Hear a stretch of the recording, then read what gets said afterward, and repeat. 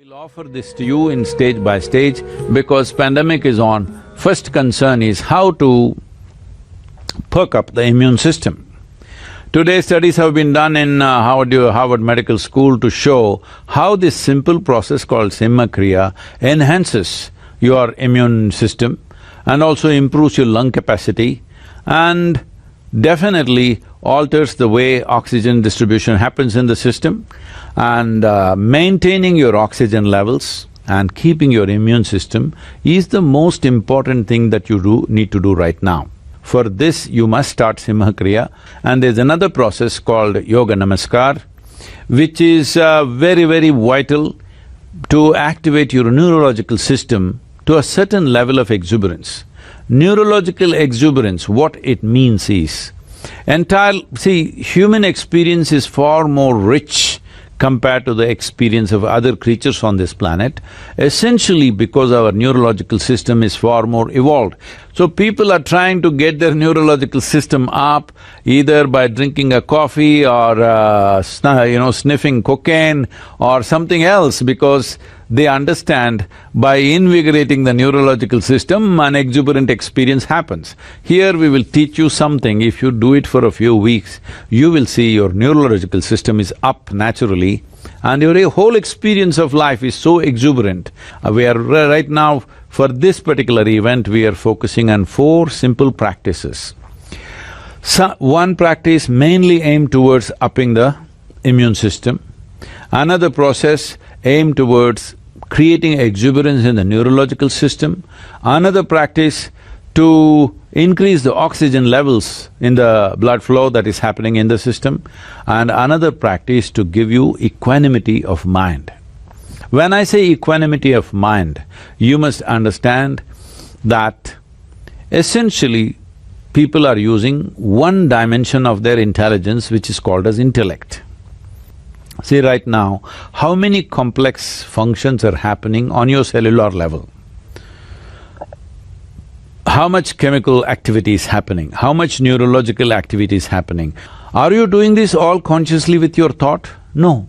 Your intellect cannot do this. There's another dimension of intelligence which is sweeping through the system and doing everything that needs to happen. Only small things you must manage, rest is all happening naturally to you. If you access this dimension of intelligence, life will become a play, not a struggle. For this to happen, there are 2 problems. One fundamental problem is your identification with the body. Another fundamental problem is you create a whole world of your own in your mind. This essentially means you were given this body and this mind so that you can live in this world in the best possible way. But unfortunately, you don't live in this world, you create a whole new world of your own. And this world this world goes bad means, you must understand, it is just like a dream. What is happening in your head is your dream. If you can't manage your dream well, what the hell are you going to do with life? Life has too many ingredients. Your dream has just you. You can make it happen whichever way you want. Your thought, your emotion should happen your way. For this, we will have a simple Kriya called Isha Kriya. I want all of you to at least invest 40 minutes to 60 minutes a day for your well-being, for physiological and psychological well-being of who you are, because without this, your job, your family, your money, your earnings, all these things will mean nothing, nothing at all. So we will give you the necessary tools, but the problem with the tools, is it works only for those who use it, that's the only problem. Next question is from Manisha. We have heard that in our culture there are many ways to boost immunity with the local resources available at home. Could you shed more light on building resistance using home remedies? Well, building up immunity is not going to happen overnight, this we must know.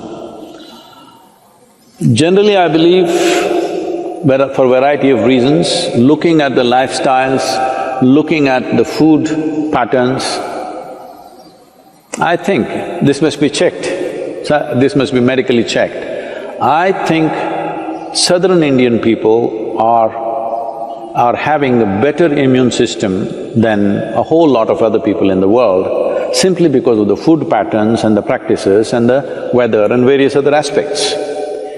You must understand, in a tropical climate, there are more life forms than anywhere else, including microorganisms. The number and the variety of them is very, very high. So living in this land itself, the system becomes more resilient because we are exposed to these things all the time. That is one aspect. Another thing is food, another thing is lifestyles. All these aspects are there. Being farming communities largely, most of us, if not in this generation, in the previous generation, we've all come from farming communities. So people lived on the land. That itself gave them enormous strength. In most other parts of the world, over 80% of the population moved away from farming probably 100 years ago. In India, we've just moved away from the land only in the last 25–30 years ago. This benefit is still there with us. It will not stay with us if you're continuing… if everybody starts living in high-rise apartments without being in contact with the ground and start living like lab rats, protected from everything, well, our immunity also will go down. But I think we still have this advantage. But right now, what can I do to boost my immunity? As I said, it's not an overnight solution, but in a period of time, you can do this. Well, let me talk about very common things available. One thing is, I must say this, we are sacred ash people, we're always ash smeared one way or the other. There are different types of ashes, if you know how to use it. I can't go about giving you instructions of this over the on the web, but if you learn to use it properly, it helps. Neem is available almost right across the country except in the mountainous places. Daily consumption of neem leaves. Turmeric is anyway available. Now they are making what is called as nano-turmeric, where the absorption rate is way higher than the normal turmeric, which also greatly enhances your immune system. If you soak the gooseberry or the amla or the nallikai in honey overnight, along with some broken pepper, black pepper or green pepper. Green pepper, I'm saying for those of you who are in other countries, green pepper does not mean chili. We mean to say raw pepper. The peppercorn, when it's raw, which you might not have seen in most parts of the world, here it's common for us, it's available. So, soak it in honey and every day about 3 spoons, 3 times a day. It works best, all these things work best when you're on an empty stomach, that's the first thing that you take. If you do these things, you can see a significant increase in your immune system. I would say in 4 to 8 weeks, one can see significant betterment of one's immune system. There are yogic practices which are hard to teach, but right now, just doing a chant and doing Isha Kriya, this will also enhance your immune system. Let this be very clear that this is not treatment for coronavirus, nor is it a prevention. I did my chant, so I go and do irresponsible things, it's not going to work like that. These are things you do over a period of time and strengthen your system, that the next virus that comes, you may be in a little better place to handle. That is if you're there. Yes, don't take this lightly. Do not take this lightly. Right now, it is a challenge for every one of us to stay alive through this period. That's what it means. Do not think it's some remote thing that happens to somebody else in China or Italy. Right now, if you stay alive through these 6 to 8 months, that means we have handled this responsibly. If every one of us stay alive, that means we are good. We have lived consciously and responsibly, that's what it means.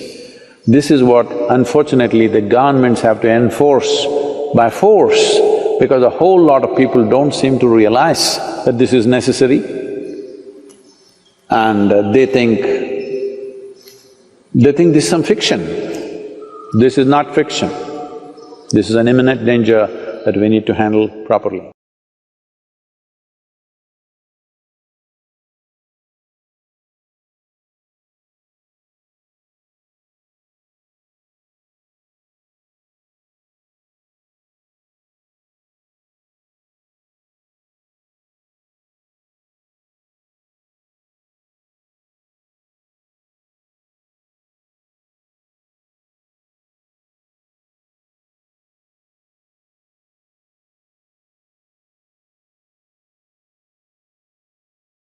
One day, a person came to Buddha to seek his blessings. He brought flowers to offer at Buddha's feet. When he came to the monastery, Buddha was imparting teachings to his other disciples. He saw Buddha from a distance. Buddha saw him approaching towards himself. As he came closer, Buddha said, "Drop it." As he heard these words, he got extremely confused. He didn't know what to do. He was carrying a bunch of flowers in his hand. So he thought maybe Buddha is perhaps asking me to drop these flowers. But then, why would he make me do that? I have brought these flowers to offer at his feet. Maybe I heard him wrong. But as he came close to Buddha, again he said, "Drop it." Then he thought, Buddha is surely asking me to drop these flowers.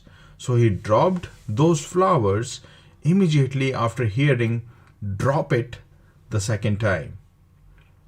Even after dropping those flowers, he heard Buddha say again the same words, "Drop it." Now his confusion knew no bounds. He just could not understand what Buddha was trying to convey to him.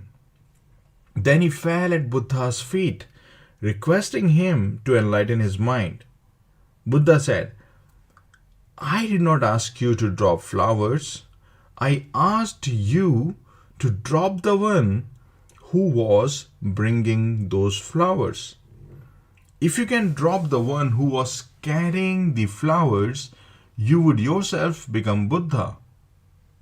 Sometimes people do something for their master purely out of their ego. And you, in your ignorance, think that your master is also ignorant about your motives.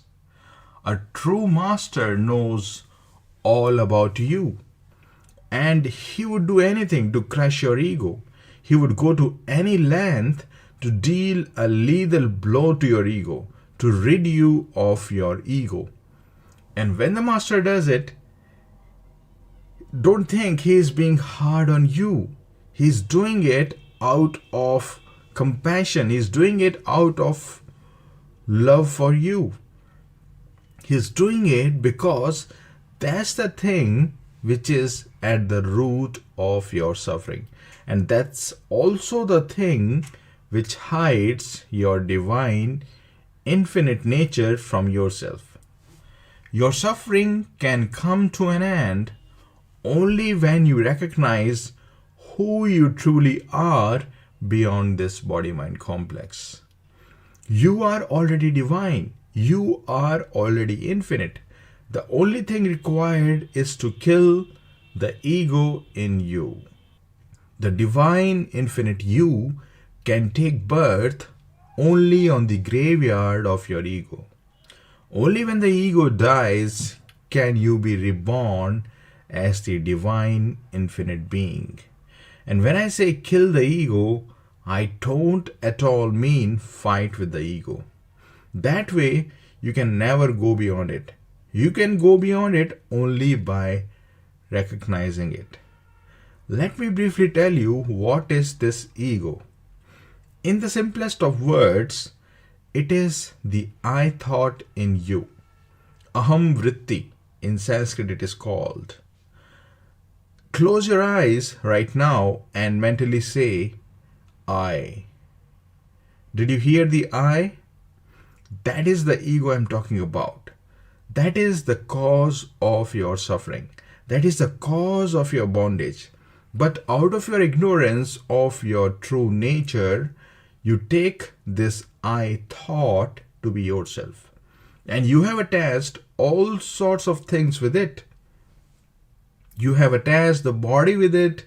You have attached your opinions, your views, your judgments, your beliefs, your ideologies, all belong to this I thought.